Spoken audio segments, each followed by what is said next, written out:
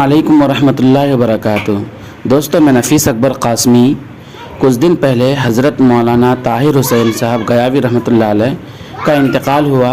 حضرت کے انتقال پر بہت سارے علماء کرام نے تعزیت نامہ پیش کیا، لیکن بڑی بڑی تنظیمیں اور بڑے بڑے ادارے حضرت کے انتقال پر خاموش رہے، لیکن دارالعلوم دیوبند نے تعزیت نامہ پیش کیا ہے، اور اس تعزیت نامہ میں کیا ہے میں آپ کو پڑھ کر سناتا ہوں۔ محترم و مکرم جناب عبد الناصر صاحب و دیگر برادران حفظکم اللہ، صاحب زدگان حضرت مولانا طاہر حسین گیاوی نور اللہ مرقدہ، السلام علیکم ورحمۃ اللہ وبرکاتہ۔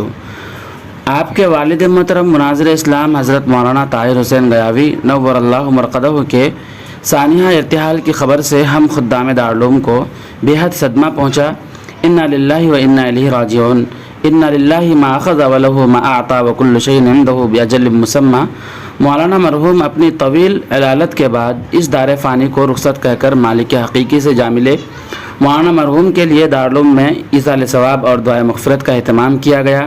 مولانا مرحوم نے اپنے مناظروں اور تقریروں کے ذریعے دین اسلام کی بہترین ترجمانی فرمائی۔ آپ باطل کے سامنے سینہ سپر ہو جاتے اور مدلل بحث کرتے تھے۔ اللہ تعالیٰ نے انہیں علم اور قوت گویائی دونوں سے نوازا تھا۔ ایسی باکمال اور ستودہ صفات شخصیت کم ہی پیدا ہوتی ہے۔ آپ نے مختلف مدارس میں تدریسی خدمات انجام دیں، جن میں جامعہ اسلامیہ ریوڑی تالاب بنارس قابل ذکر ہے۔ آپ دعوت کے ہماگیر میدان میں اپنی بھرپور صلاحیت اور مکمل کامیابی کے ساتھ سرگرم رہے۔ بہرحال ایسی باکمال شخصیت کا اس دنیا سے رخصت ہو جانا جہاں اہل خانہ کے لیے بڑا حادثہ ہے، وہیں علمی حلقے، مدارس اور مناظرہ جیسے اہم میدان بھی ایک ہونہار شخصیت و مربی سے محروم ہو گئے ہیں۔